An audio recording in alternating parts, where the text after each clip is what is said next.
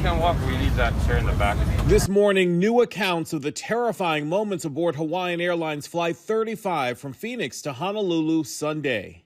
The turbulence was really, really rocky. Hawaiian 35 Heavy, did you need medical personnel at the gate?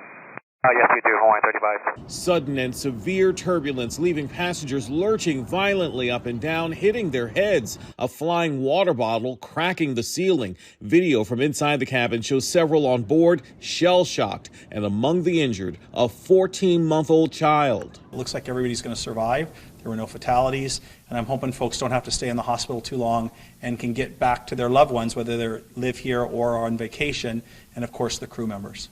The plane making an emergency landing in Honolulu with 20 passengers hurt, 13 of them taken to a local hospital, others treated in the terminal for cuts to the head, bumps and bruises, some with vomiting and nausea. One passenger temporarily losing consciousness. 3 flight attendants who were moving around the cabin are among the injured, but none of the injuries considered critical. The plane is heavily damaged. There's internal damage to the aircraft, some panels that are bent and buckled. That will need replacing, and the aircraft is undergoing a thorough inspection. Is going to require some maintenance work before we put it back in the air.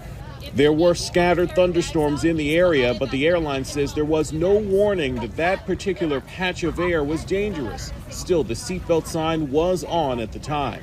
ABC News aviation analyst John Nance says this is a lesson for all flyers. This is the very reason that pilots like myself constantly warn you from the cockpit to keep your seatbelt fastened whenever you're in your seat, regardless of flight conditions, because if we hit something like this and you're not strapped in, you can go flying. The NTSB is investigating the incident and will look at the thunderstorms in the area and whether it was safe for the plane to fly. Derek Dennis, ABC News, New York.